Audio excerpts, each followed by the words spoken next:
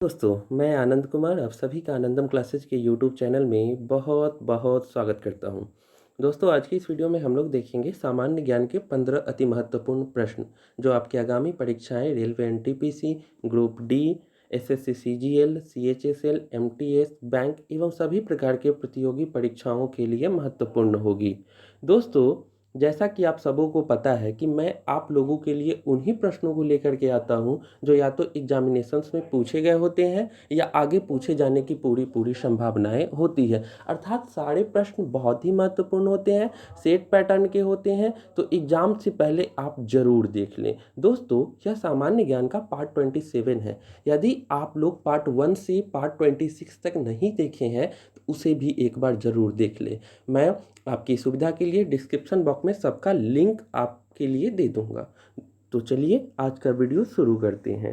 आज का पहला प्रश्न है, भारतीय संविधान का कौन सा अनुच्छेद जम्मू कश्मीर को विशेष स्थिति प्रदान करता है? आंसर आर्टिकल 370, अनुच्छेद 370। लेकिन अब यह समाप्त हो चुका है। अब जम्मू कश्मीर में अनुच्छेद 370 नहीं है दोस्तों। नेक्स्ट क्वेश्चन,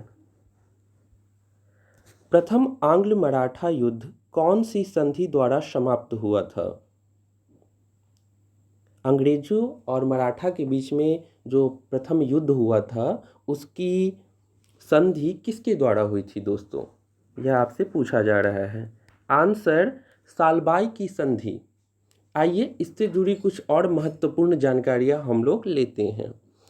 दोस्तों, प्रथम आंग्ल मराठा युद्ध 1775 से 1782 ईस्वी तक हुआ था और यह युद्ध ब्रिटिश ईस्ट इंडिया कंपनी और मराठा साम्राज्य के बीच में लड़ा गया और यह युद्ध 3 बार हुई दोस्तों, 3 बार याद रखिएगा। और इस युद्ध की शुरुआत सूरत संधि के साथ हुई थी और सालबाई संधि के साथ इसकी समाप्ति। तो यहाँ से बहुत सारे प्रश्न दोस्तों बनेंगे। पहला कि यह युद्ध कब हुआ? प्रथम आंग्ल मराठा युद्ध तो 1775 से 82 ईस्वी तक। और यह किसके बीच में हुआ? तो मराठा और अंग्रेज के बीच में, अर्थात ब्रिटिश ईस्ट इंडिया कंपनी और मराठा साम्राज्य के बीच में। कितनी बार युद्ध हुआ? 3 बार। और फिर यह इसकी शुरुआत किस संधि से हुई? तो सूरत संधि से। और इसकी समाप्ति किस संधि से हुई? तो सालबाई की संधि से। ये सारे मोस्ट इंपॉर्टेंट क्वेश्चन है दोस्तों, इन सारे को आप लोग एकदम ध्यान में रखेंगे। नेक्स्ट क्वेश्चन है, नेताजी सुभाष राष्ट्रीय खेल संस्थान कहाँ है? आंसर पटियाला। पटियाला पंजाब में है दोस्तों। नेक्स्ट क्वेश्चन है, अफ्रीका में कॉपर पैदा करने वाला सबसे बड़ा देश है? Answer Zambia. नेक्स्ट क्वेश्चन है, मूल अधिकार भारतीय संविधान के किस भाग में वर्णित है? मोस्ट इंपॉर्टेंट क्वेश्चन है दोस्तों, कई बार एग्जामिनेशंस में पूछे गए हैं। मूल अधिकार भारतीय संविधान के किस भाग में वर्णित है? आंसर भाग 3। आपसे यह भी पूछा जा सकता है कि यह किस अनुच्छेद में है? तो अनुच्छेद 12 से 35, आर्टिकल 12 to 35 में वर्णित है मूल अधिकार के विषय में। नेक्स्ट क्वेश्चन है, वह धातु कौन सा है जो अपने ही ऑक्साइड की परत से सुरक्षित हो जाता है? उस धातु का नाम बताना है जो अपने ही ऑक्साइड की परत से सुरक्षित हो जाता है। Answer aluminium. नेक्स्ट क्वेश्चन है, समुद्र का जल वर्षा के जल से अधिक नमकीन होता है क्योंकि? आंसर नदियां मिट्टी से नमक धोकर उन्हें समुद्र में डाल देती है। नदियां मिट्टी से नमक धोकर उन्हें समुद्र में डाल देती है, इसीलिए समुद्र का जल वर्षा के जल से अधिक नमकीन होता है। मैं टू द आंसर करा दिया हूँ, जैसा एग्जामिनेशंस में पूछा गया था मैं वही ऑप्शन आप लोगों के लिए लेकर के आया हूँ। कुछ और भी रीजन इसके हो सकते हैं दोस्तों। नेक्स्ट क्वेश्चन है, विश्व व्यापार संगठन, जिसको इंग्लिश में बोलते हैं वर्ल्ड ट्रेड ऑर्गेनाइजेशन और उसको संक्षिप्त में बोलते हैं WTO, ने किसका स्थान लिया है? WTO ने का स्थान लिया है? कहने का मतलब यह है कि WTO को पहले किस नाम से जाना जाता था? तो आंसर हो जाएगा गैट। आइए इससे जुड़ी कुछ और जानकारियाँ लेते हैं। सबसे पहले यह देखिए कि गैट का फुल फॉर्म क्या होता है। तो the general agreement on tariffs and trade. एक बार और बता देता हूँ, the general agreement on tariffs and trade. और इसका एस्टेब्लिशन कब हुआ था? तो 1947 में, गैट का। और यह विश्व व्यापार को बनाता है दोस्तों।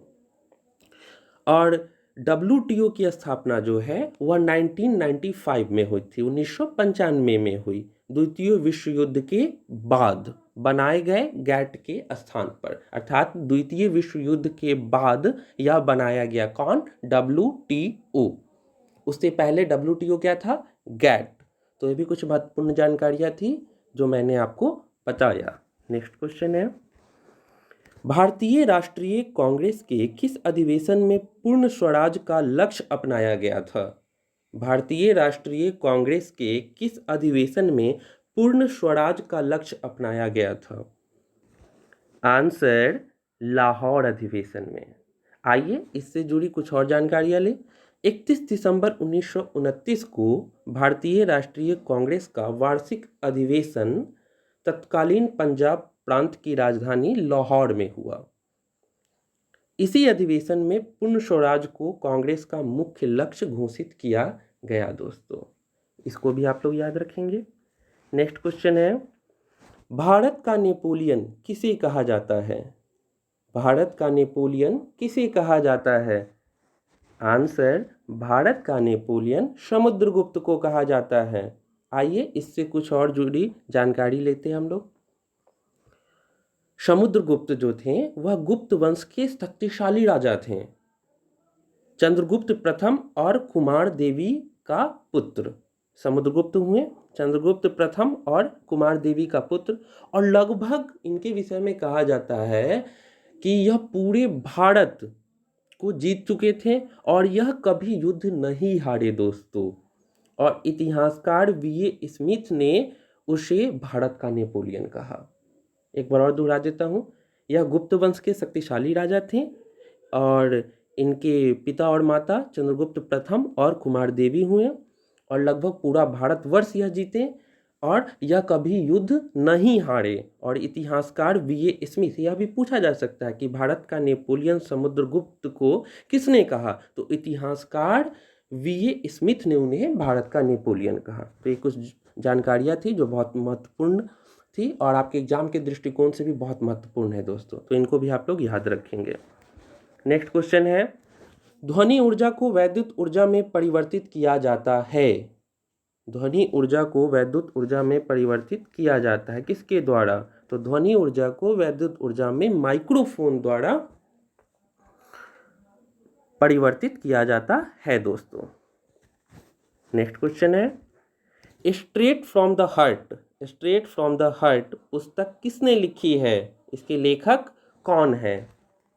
Answer, Kapil Dev. Next question है, हर वर्ष नोबेल पुरस्कार कहाँ दिए जाते हैं? हर वर्ष नोबेल पुरस्कार कहाँ दिए जाते हैं? आंसर, स्टॉकहोम में। हर वर्ष नोबेल पुरस्कार स्टॉकहोम में दिए जाते हैं, स्टॉकहोम स्वीडन में। और दोस्तों एक ऐसा पुरस्कार है जो यहाँ नहीं दिया जाता है, शांति के क्षेत्र में जो नोबेल पुरस्कार दी जाती है वह स्टॉकहोम में न दे करके वह दिया जाता है ओस्लो, नॉर्वे में। तो इसको भी आप लोग ध्यान रखेंगे, बहुत ही महत्वपूर्ण क्वेश्चन है। जो भी नोबेल पुरस्कार है वह कहाँ दिया जाता है? स्टॉकहोम स्वीडन में। और एक शांति के क्षेत्र में जो नोबेल पुरस्कार दिया जाता है वह ओस्लो, नॉर्वे में दिया जाता है। और इसके संस्थापक कौन थे नोबेल पुरस्कार के? तो अल्फ्रेड नोबेल थे। इसको भी आप लोग याद रखेंगे। नेक्स्ट क्वेश्चन है, बुलंद दरवाजा का निर्माण करने वाला मुगल शासक कौन था? आंसर, अकबर। बुलंद दरवाजा मुगल सम्राट अकबर द्वारा गुजरात विजय के रूप में सन 1601 में बनवाया गया था। यह भी पूछा जा सकता है कि किस ईस्वी में बुलंद दरवाजा का निर्माण किया गया, तो 1601 ईस्वी में। और किसके उपलक्ष्य में, तो गुजरात विजय के रूप में बुलंद दरवाजा का निर्माण सम्राट अकबर के द्वारा करवाया गया दोस्तों। नेक्स्ट क्वेश्चन है और आज का यह आखिरी प्रश्न है, किसको स्नेह से grand old man of India कहा जाता है? एक और जानकारी दोस्तों मैं आप लोगों को दे दूं, और बहुत ही महत्वपूर्ण है, इसलिए मैं पीछे आया, कि जो बुलंद दरवाजा है इसका दूसरा नाम है victory of gate. Victory of gate बहुत ही महत्वपूर्ण था, इसीलिए हम पीछे आए दोस्तों। बुलंद दरवाजा का दूसरा नाम विक्ट्री ऑफ गेट भी है। यदि कभी आपसे पूछ दिया जाए एग्जामिनेशन में विक्ट्री ऑफ गेट, तो आप लोग समझेंगे बुलंद दरवाजा ही। ठीक है, बहुत ही महत्वपूर्ण था, इसलिए मैं पीछे आया दोस्तों। नेक्स्ट और आज का आखिरी प्रश्न है दोस्तों, किसको स्नेह से grand old man of India कहा जाता है? दोस्तों, grand old man of India कहा जाता है दादा भाई नौरोजी को। दादा भाई नौरोजी को।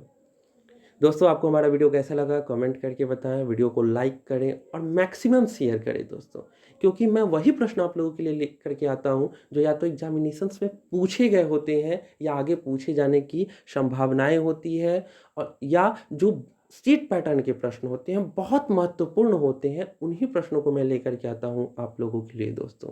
तो आप लोग वीडियो को लाइक करें, कमेंट करें, अपने दोस्तों के बीच शेयर करें, ज़्यादा से ज़्यादा शेयर करें दोस्तों। और जो भी आनंदम क्लासेज के यूट्यूब चैनल पे नए हैं वो आनंदम क्लासेज को सब्सक्राइब करें, साथ में बेल आइकन जरूर दबा दें, ताकि जो भी नई वीडियो मैं आप लोगों के लिए बनाऊं वह सबसे पहले आप तक पहुंच जाए। तो इस वीडियो में इतना ही, फिर हम लोग नई वीडियो में मिलते हैं। मुझे दीजिए इजाज़त। बहुत बहुत धन्यवाद।